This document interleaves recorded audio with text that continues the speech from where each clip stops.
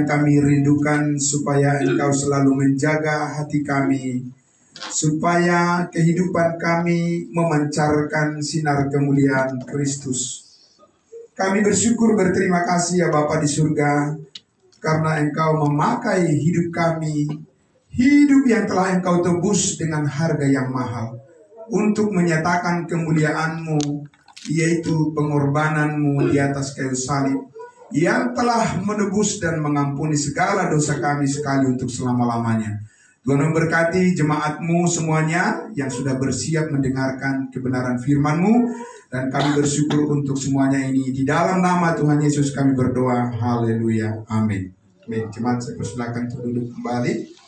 Ya, baik. Ya, salam, salam kudus buat kita semuanya. Bapak Ibu Saudara yang dikasihi Tuhan Yesus, mari kita akan merenungkan kebenaran firman Tuhan. Dan hari ini kita bersyukur kita bisa bertemu kembali bersama-sama dalam persekutuan ibadah yang kudus di dalam tubuh Kristus ini. Mari saudara-saudaraku, kita buka Alkitab kita dari kitab Roma pasal 10. Saya ingin menyampaikan kepada kita hari ini bagaimana kekayaan Kristus ya, yang sangat luar biasa telah dikaruniakan kepada kita, sehingga apapun tantangan yang kita hadapi, persoalan dalam kehidupan kita, kebenaran Tuhan harus terus ditegakkan. Amin. Ya, Bapak Ibu Saudara, dari Roma pasalnya yang ke-10 saya akan membacakan ya, pertama-tama dari ayatnya yang pertama sampai ayatnya yang ketiga dulu ya. Demikian firman Tuhan. Saudara-saudara, keinginan hatiku dan doaku kepada Tuhan ialah supaya mereka diselamatkan. Sebab aku dapat memberi kesaksian tentang mereka, bahwa mereka sungguh-sungguh giat untuk Allah, tetapi tanpa pengertian yang benar. 3. Sebab oleh karena mereka tidak mengenal kebenaran Allah, dan oleh karena mereka berusaha mendirikan kebenaran mereka sendiri, maka mereka tidak takluk kepada kebenaran Allah. Ayat 1, saya ulang sekali lagi. Saudara-saudara, keinginan hatiku dan doaku kepada Tuhan ialah apa? Supaya mereka diselamatkan. Jadi ini bisa dikatakan sebuah jeritan hati ya, jeritan hati dari seorang yang dipenuhi dengan kasih Kristus, yaitu siapa? Yaitu Rasul Paulus ya, Bapak Ibu Saudara. Bayangkan Bapak Ibu Saudara ya, di sini kita lihat bahwa dia begitu peduli dengan orang lain. Amin. Begitu peduli dia dengan orang lain, sampai dia mengorbankan apa yang menjadi kepentingan dirinya sendiri. Dan contoh yang sempurna untuk itu adalah siapa? Yang paling sempurna contoh mengorbankan dirinya untuk kepentingan orang lain siapa, Bapak Ibu Saudara? Yesus. Makanya kita memilih dia menjadi Tuhan dan Juru Selamat kita. Amin. Karena hanya model seperti itulah yang paling top, gitu ya. Paling apa, Bapak Ibu? Paling top. Nggak ada lagi yang lebih top dari situ, ya. Dan kita terus berusaha mempelajarinya, ya. Bagaimana pengorbanan kasih Kristus itu bisa diterapkan dalam kehidupan kita. Nah, di sini, Bapak Ibu Saudara, Paulus mengatakan, aku berdoa dan keinginan hatiku adalah supaya mereka diselamatkan. Siapa mereka di sini? Dalam konteks ini, dalam apa yang dibicarakan kaitan dengan apa yang disampaikan oleh Paulus di sini, kita bisa lihat di pasal 9, mundur ke atas, ya, mundur ke atas, di ayatnya yang ke-30 pasal 9. Ya, boleh langsung dilihat, ya mundur saja ke atas di ayatnya yang ke 30. Ya, ayat 30. Jika demikian, apakah yang hendak kita katakan ini? Bahwa bangsa-bangsa lain. Siapa bangsa-bangsa lain? Kita. Ya, lain Israel, lain bangsa lain. Bangsa Israel adalah mereka, bangsa lain adalah kita. Ya, jelas ya Bapak Ibu Saudara. Itu kalau kita membaca dari Alkitab, bahwa dikatakan bangsa-bangsa lain yang tidak mengejar kebenaran telah apa? Memperoleh kebenaran. Kebenaran yang macam bagaimana? Kebenaran karena iman. Iya, kebenaran, yaitu kebenaran karena iman. Bapak Ibu Saudara yang dikasihi Tuhan Yesus, tahukah Bapak Ibu Saudara bahwa di sepanjang zaman, mulai dari zaman Adam, mulai dari penciptaan manusia, Tuhan selalu memanggil manusia supaya beriman kepadanya. Betul? Amin? Iya.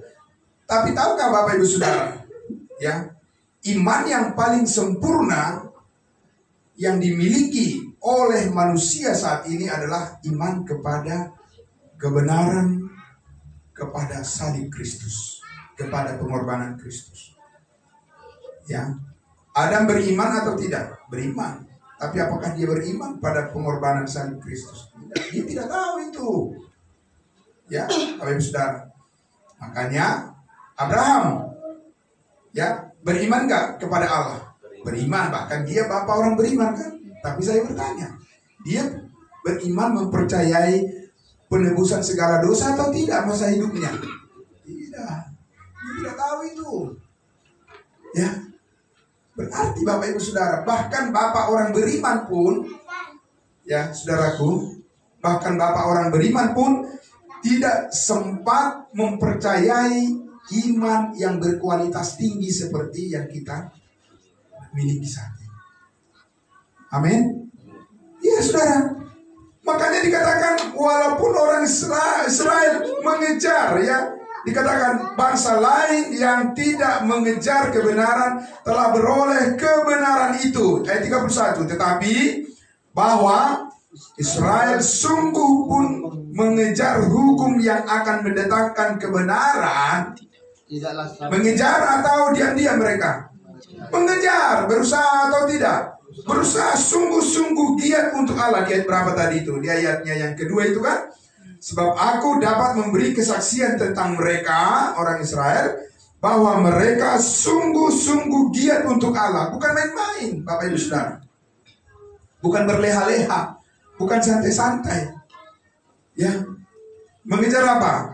Mengejar kebenaran yang mendatangkan keselamatan. Tapi sampai enggak mereka?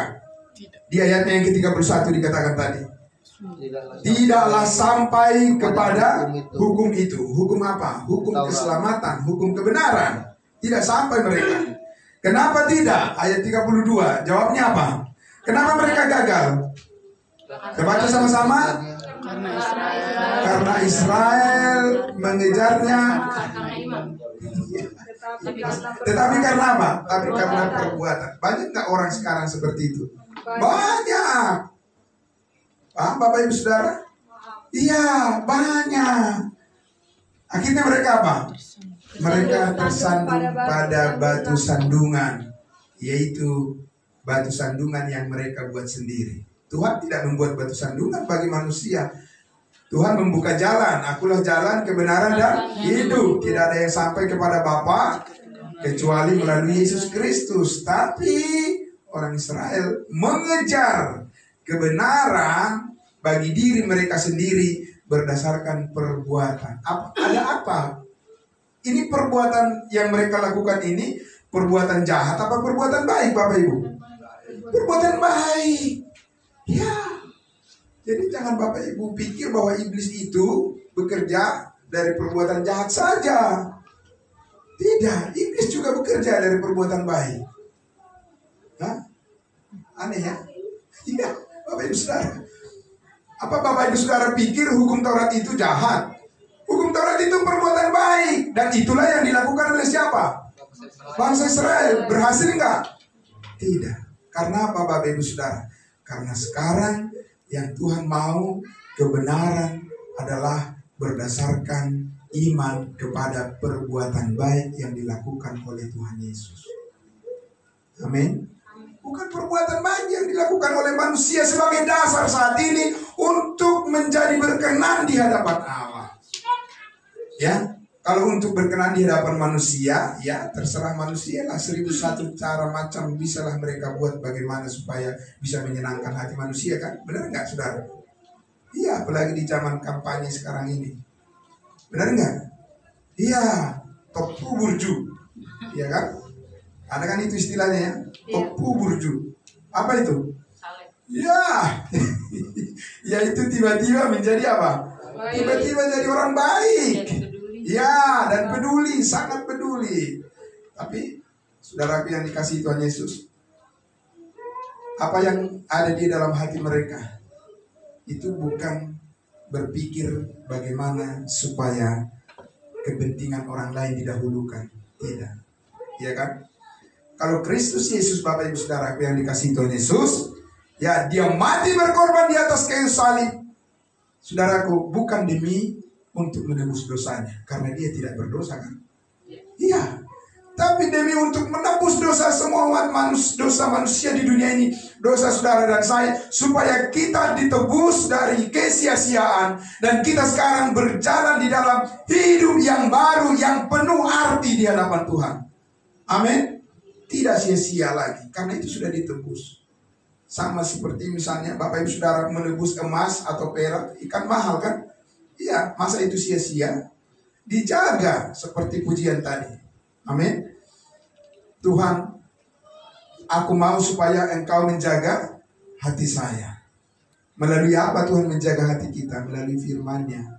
Karena Roh Kudus sudah dimeteraikan di dalam hati kita. Jadi kita lihat Bapak Ibu Saudara tadi dikatakan di situ bahwa ada satu kerinduan yang besar Bapak Ibu Saudara.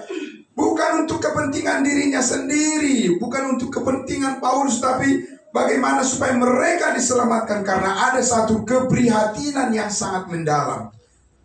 Ada satu keprihatinan yang sangat mendalam Bapak Ibu Saudara. Ya. Keprihatinan apa? Mereka sungguh-sungguh giat untuk Allah. Di mana orang sungguh-sungguh giat untuk Allah? Di hutan.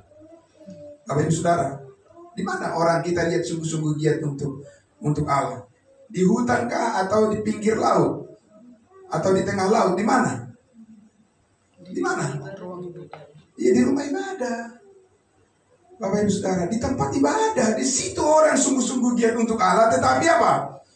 Tetapi tanpa pengertian yang benar. Ya. Hasilnya apa? Hasilnya menjadi sia-sia. Karena apa mereka tadi menjadi sia-sia? Ayat 3 dikatakan, ya, di ayatnya yang ketiga, ayat pasal 10 itu, sebab oleh karena mereka tidak mengenal kebenaran Allah. Loh, kok bisa sungguh-sungguh giat untuk Allah tapi tidak mengenal kebenaran Allah? Itu di mana rahasianya? Ayo, Bapak Ibu Saudara, rahasianya di mana itu? Apakah saudara tidak berada di posisi orang-orang ini? Atau tidak? Ya, yaitu orang yang sungguh-sungguh giat untuk Allah tapi tidak mengenal kebenaran Allah. Ya, saudara, mari kita lihat dulu di dalam Efesus, ya. Saya ajak kita untuk melihat di dalam kitab Efesus. Oke, kita lihat kekayaan dari kebenaran Allah yang telah dilimpahkan kepada kita. Mari Bapak Ibu Saudara, kita lihat di ayatnya yang ke-5. Ayatnya yang dari ayat 4 lah.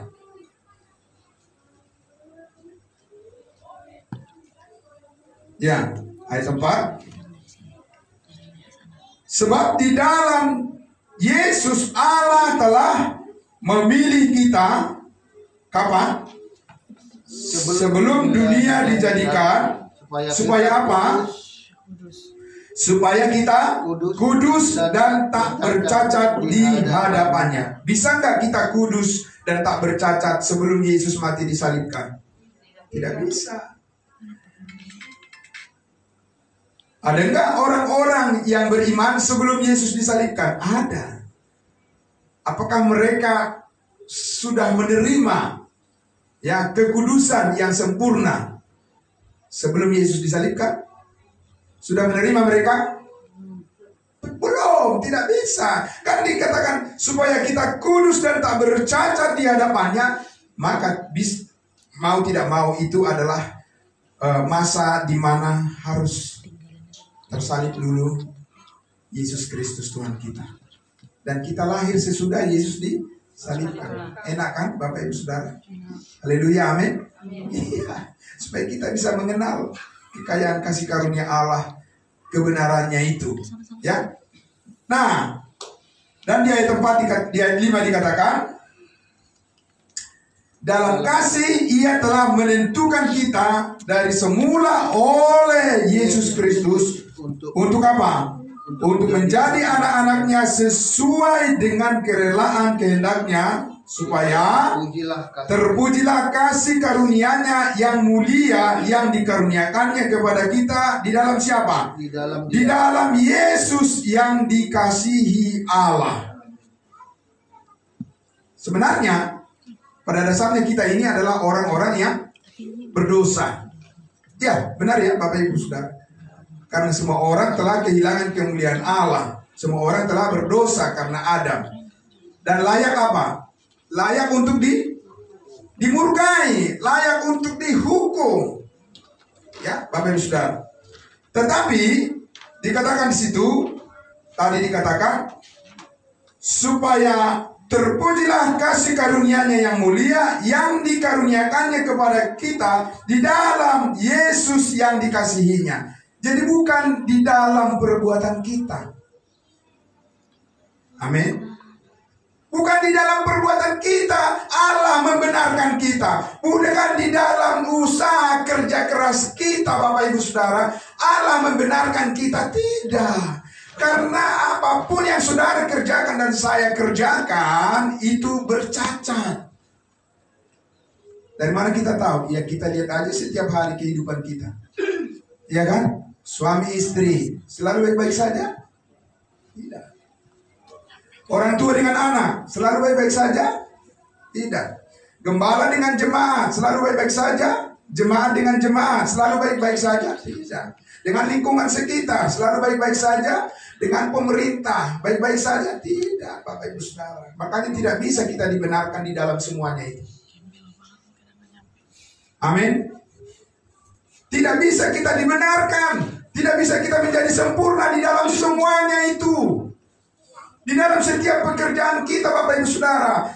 Kita bekerja di kantor misalnya. Akan ada terkadang perbedaan pendapat dan bahkan ada konflik kepentingan di tempat kerja kita. Benar nggak Saudara?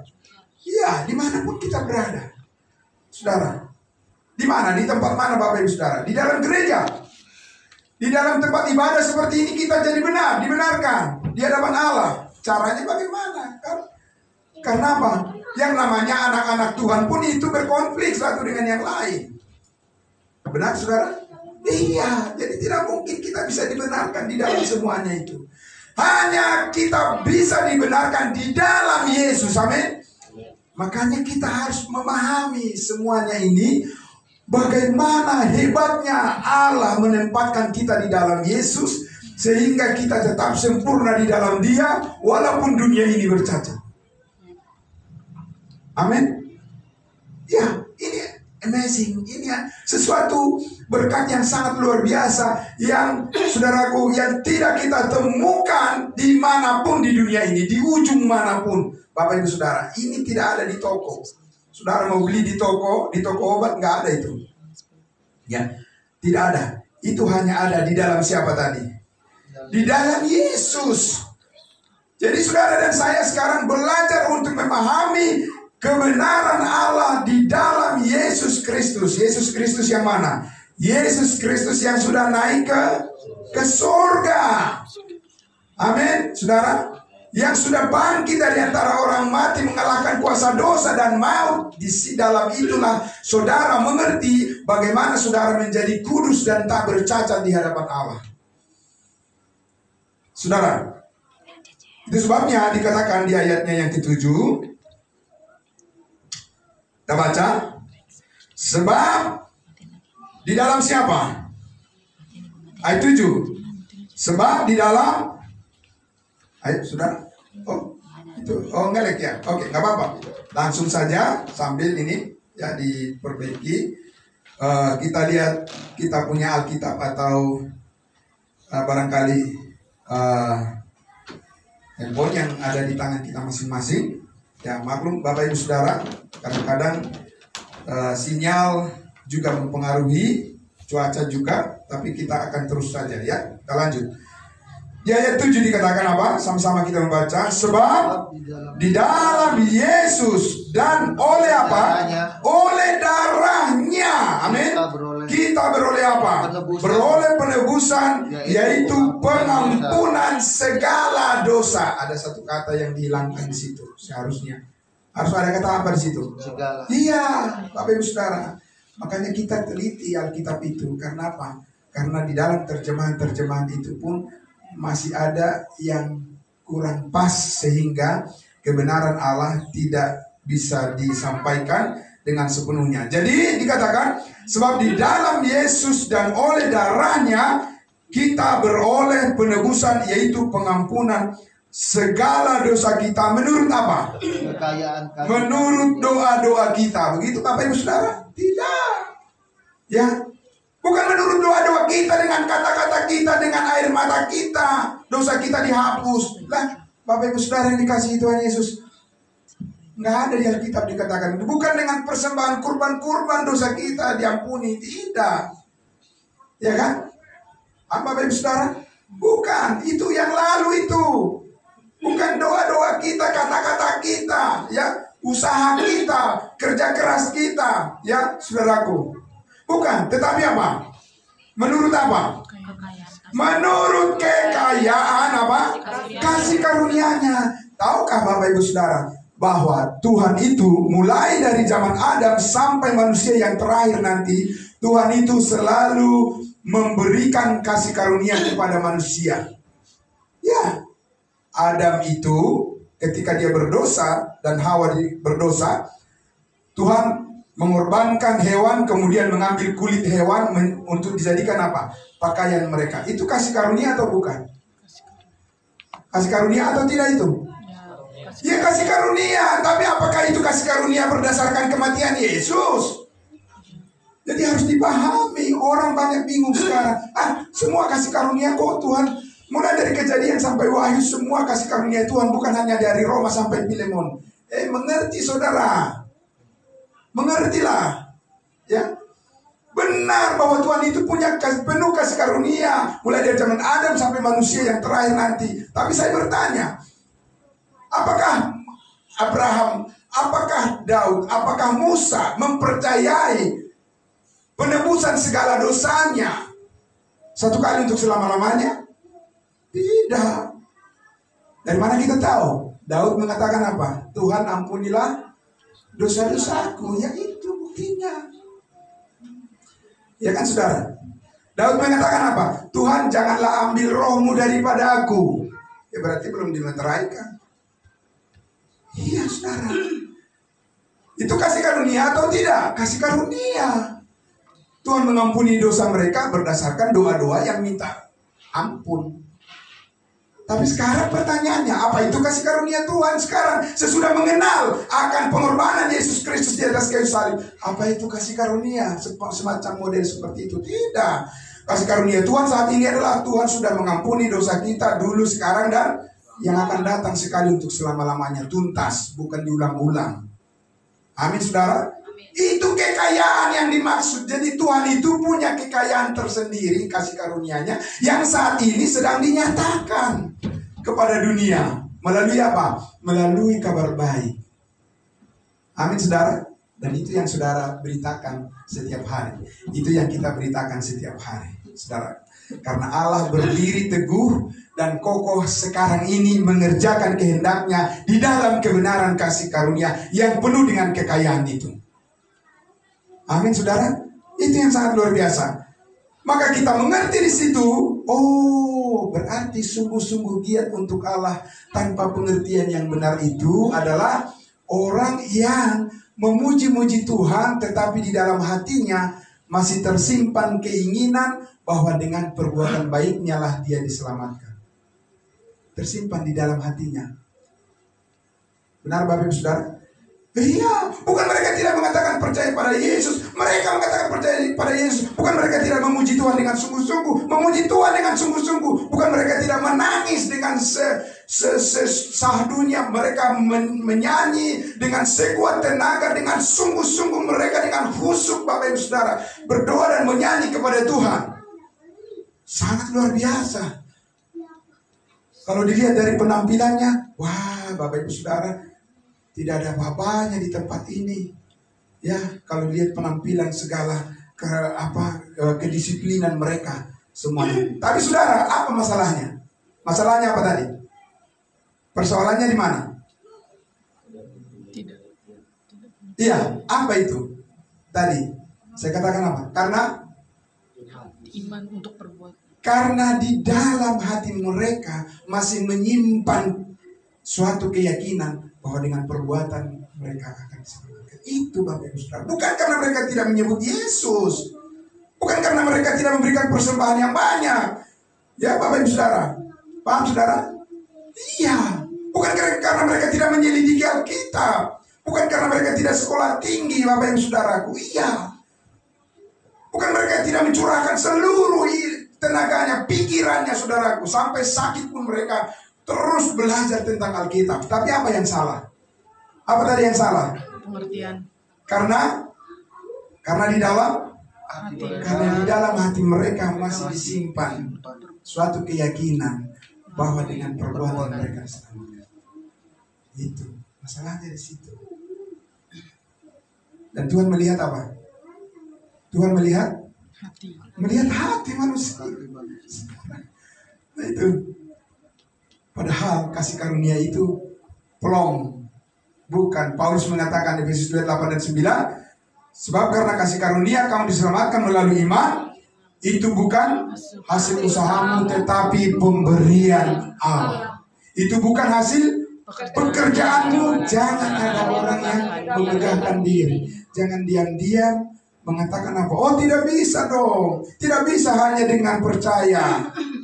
Lihat Bapak Ibu Saudara. Amin. Kasih tahu kepada semua orang bahwa kepastian keselamatan masuk surga hanya melalui iman. Pasti langsung membantah mereka. Itulah. Apa mereka itu orang malas beribadah? Tidak. Nah, iya saudaraku. Ya. Beritahu kepada mereka bahwa hanya dengan iman seseorang pasti diselamatkan masuk surga. Pasti dibantah oleh mereka. Apa mereka itu orang malas beribadah? Tidak. Saudara. Jadi saudaraku yang dikasihi Tuhan Yesus, berita yang kita bawa saat ini itu adalah berita kemurnian yang bersumber dari pencurahan darah Kristus yang sudah menyempurnakan kita dari segala dosa sekali untuk selama-lamanya. Dan Allah bekerja di situ saat ini. Amin. Amin. Bukan Allah bekerja dengan kesungguhan-kesungguhan. Ya memang harus sungguh-sungguh, tetapi sungguh-sungguh dengan pengertian yang benar. Amin saudaraku. Jadi kalau saudara sungguh-sungguh untuk Tuhan karena pengertiannya sudah benar, berarti double porsi. Benar nggak saudara? Double porsi ya kan, berkatnya berarti berlipat kali ganda, berlimpah-limpah. Amin. Iya, karena tidak akan pernah sia-sia lagi. Tidak pernah sia-sia lagi. Amin saudaraku. Karena apa? Tuhan sudah melihat hati saudara bersih. Yaitu apa? Percaya kepada kasih karunia Allah sepenuhnya. Amin. Tidak mengendalikan diri sendiri. Ya, saudara. Ini sangat penting. Karena apa? Firman Allah mengatakan apa? Hati manusia itu sangat licik. Ya, itu hanya bisa diterobos dengan kebenaran. Iya kan? Benar, saudara? Oh iya. Bayangkan saudaraku, Saudaraku, kalau saya berdiri di mimbar ini, saudaraku, dengan sungguh-sungguh menyampaikan firman Tuhan, terus sungguh-sungguh menyampaikan kebenaran Allah, mengajak semua jemaat untuk terus beribadah kepada Allah, memuji Tuhan, supaya kita melakukan yang baik di antara kita. Tapi diam-diam di hati saya, misalnya nih, saya masih mempercayai bahwa dengan apa yang kulakukan itulah yang membuat saya jadi benar di hadapan Allah. Sia-sia semuanya. Amin. Makanya harus bersih motivasinya. Amin. Iya, dorongan hatinya harus benar-benar bersih, saudaraku. Ya, karena apa? Karena itulah yang memang dikehendaki oleh Allah saat ini, yang dibersihkan oleh kasih karunia Allah, darahnya yang kudus adalah sekarang ini, saudaraku. Segala dosa kita diampuninya sekali untuk selama-lamanya, dan kepastian keselamatan kepada hidup yang kekal itu benar-benar adalah murni sekali untuk selama-lamanya, dan tidak ada yang bisa membatalkan itu. Amin. Iya, banyak juga orang yang meyakini dia sudah pasti selamat masuk surga, tapi ada tapinya. Tapi, ya kan? Ada tapinya. Ada tapinya. Tapi apa? Ya tapi kalau kamu nggak setia, iya berbuat baik. Tapi kalau kamu nggak memberikan perpuluhan, tapi apa lagi? Tapi kalau kamu tidak sungguh-sungguh berdoa, tapi apa lagi? Semua tapi ada tapinya. Kalau kamu tidak mengerjakan keselamatan dan seterusnya. Saudaraku yang dikasihi Tuhan Yesus, itu bukan alasan yang pas untuk kasih karunia. Iya. Itu masih bercampur dengan usaha. Diam-diam ya, diam-diam tapi. Dari mana kita tahu diam-diam itu? Ya kalau diselidiki. Kalau secara sekilas nggak tahu itu. Iya kan? Kalau hanya sekilas aja, misalnya melihat dari, kalau bawa Alkitab, itu berarti sudah apa? Pengikut Yesus, benar nggak? Iyalah, ya. Masa saudara bilang itu bukan pengikut Yesus? Ya. Kalau udah menyanyi Yesus Tuhan dan Juru Selamat, pasti dia apa? Pengikut Yesus. Tapi pengikut Yesus yang bagaimana? Saudaraku, kita lihat di dalam Titus pasal 3, ya. Titus pasal 3 ayatnya yang kelima. Oke. Titus pasal 3 ayatnya yang kelima. Apa dikatakan di situ? Titus 3 ayatnya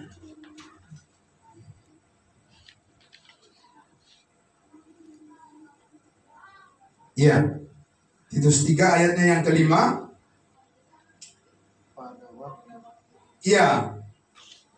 Kita bisa baca dari ayatnya yang pertama saja. Oke. Judulnya di situ, judul berikutnya penutup. Oh iya, berarti udah penutup ini ya. Oke, baiklah kalau begitu. Oke.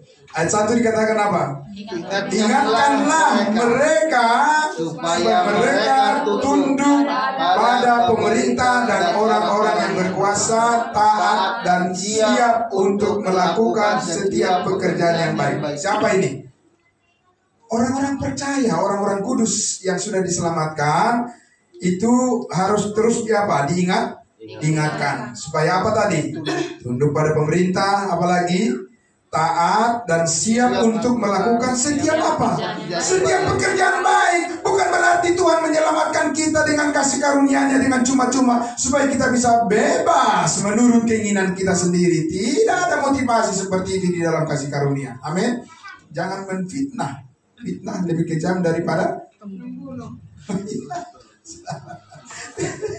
Tidak ada. Hei, saudara. Tidak ada di dalam kasih karunia diajarkan begitu. Jangan menfitnah. Ya, sama saja kau menfitnah Yesus Kristus yang mati di atas kayu salib. Kalau kau katakan, oh, kalau kita sudah pasti masuk surga berarti bebaslah kita berbuat dosa. Kau fitnah Yesus itu. Bukan fitnah saya. Amin, saudara.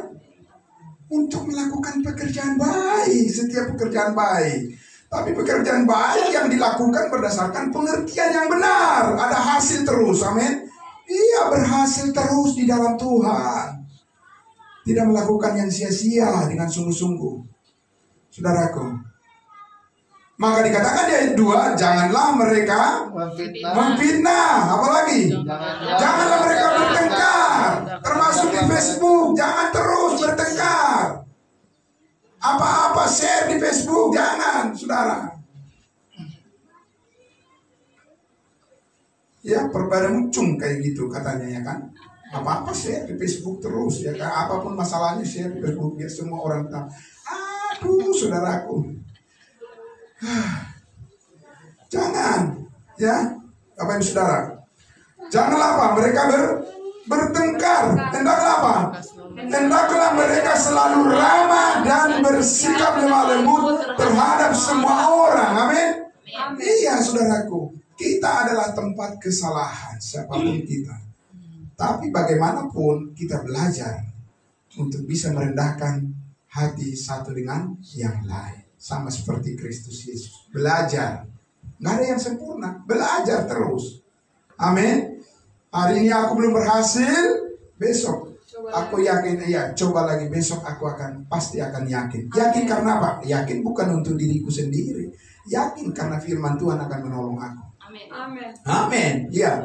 Ayat 3. Karena dahulu kita juga hidup dalam kejahilan, tidak taat, sesat, menjadi hamba berbagai-bagai nafsu dan keinginan, hidup dalam kejahatan dan dalam kedengkian, keji, saling membenci dulu sebelum mengenal kebenaran. Ya, Bapak Ibu Saudara, itu potret dari kehidupan orang yang tidak mengenal Allah, dan kita pernah di posisi itu dulu.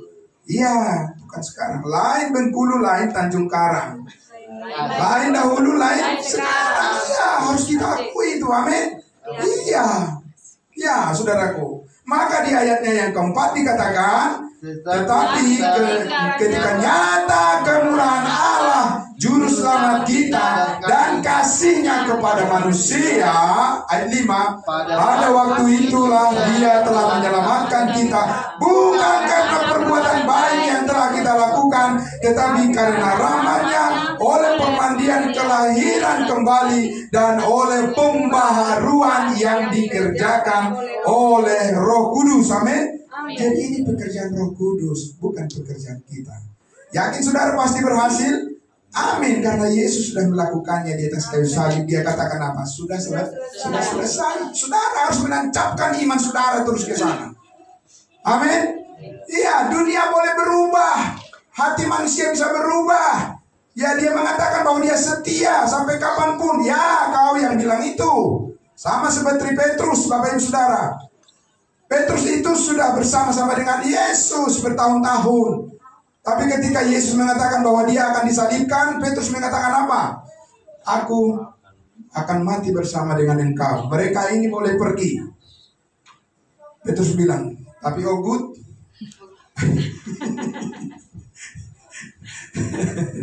Tapi oh good akan tetap setia. Yesus bilang apa?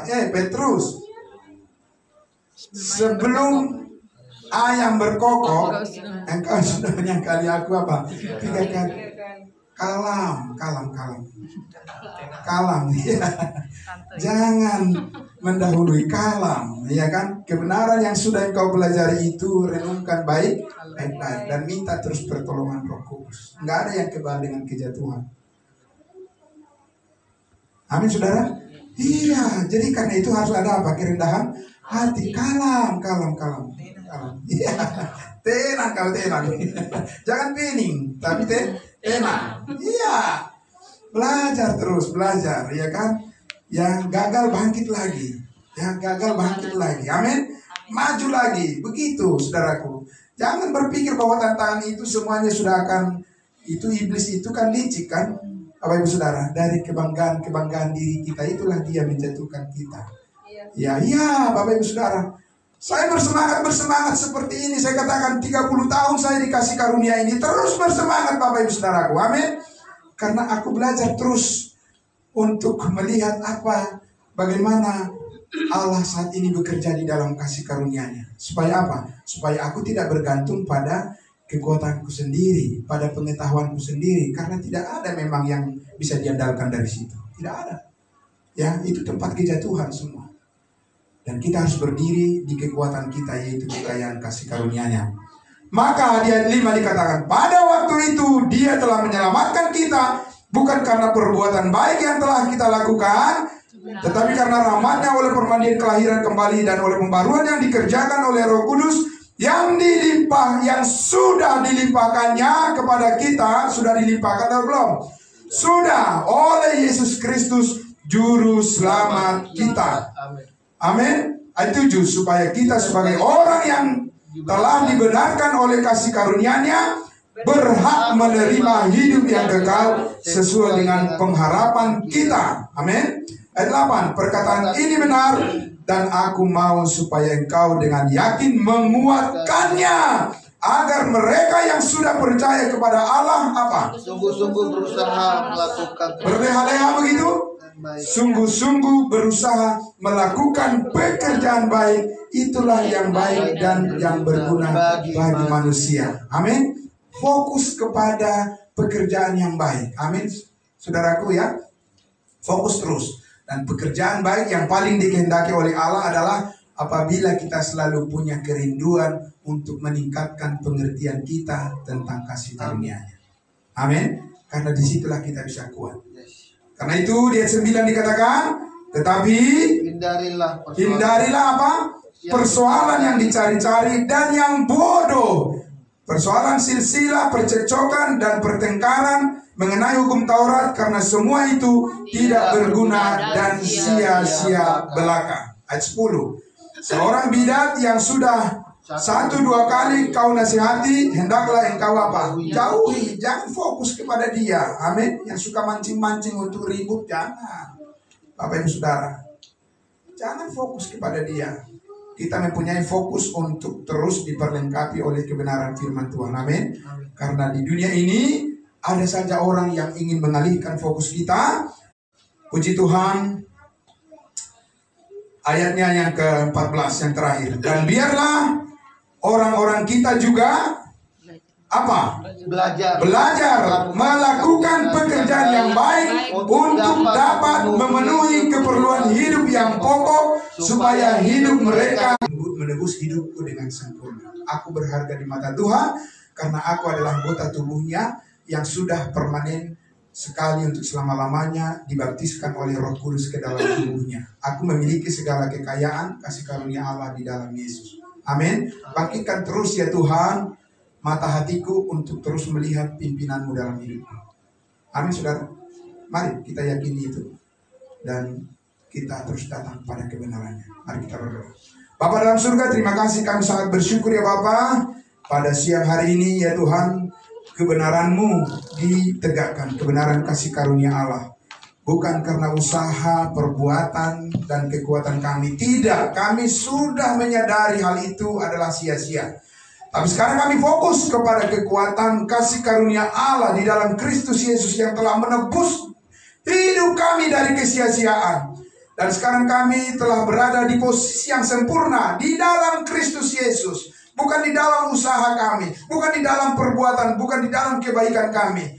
Kami termotivasi untuk melakukan segala kebaikan karena kami mengerti bahwa kebaikan itu adalah kebaikan di dalam Kristus Yesus. Bukan kebaikan karena kebaikan diri kami.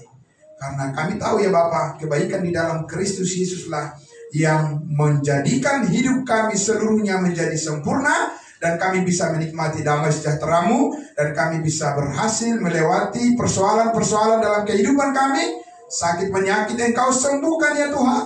Dan menyingkirkan penghalang-penghalang bagi kami untuk melakukan pekerjaan baik lagi yang lebih besar yang telah Tuhan persiapkan bagi kami. Terima kasih Bapa dalam surga. Kami Tuhan mohon juga secara khusus untuk program saat teduh kami setiap pagi ya Tuhan. Jam 5 pagi kami selalu bersama-sama memuji, memuliakan Tuhan. Engkau memberkati semua jemaat-Mu supaya melalui pemberitaan kasih karunia Allah, pemberitaan firman, kebenaran Allah untuk menyelamatkan semua orang bisa kami lakukan secara konsisten. Dan Tuhan berikan kami kesehatan, Tuhan berikan kami rezeki, dan Tuhan berikan kami segala kelengkapan supaya kami semua terus bisa berdiri tegak di dalam kebenaran-Mu. Kami menyaksikan kepada semua orang Dan ini adalah rencana Tuhan yang besar, dan kami percaya setiap orang yang setia kepadamu ya Bapa, upahnya besar di surga. Terima kasih Bapa, di dalam nama Tuhan Yesus kami berdoa. Diberkati semua saudara seiman kami, berkati semua orang-orang kudusmu, anggota tubuh Kristus yang sudah bersedia dengan terbuka hatinya mendengarkan kebenaran firman Tuhan di hari ini. Di dalam nama Tuhan Yesus kami berdoa. Haleluya. Amin. Terima kasih. Saya kembalikan kepada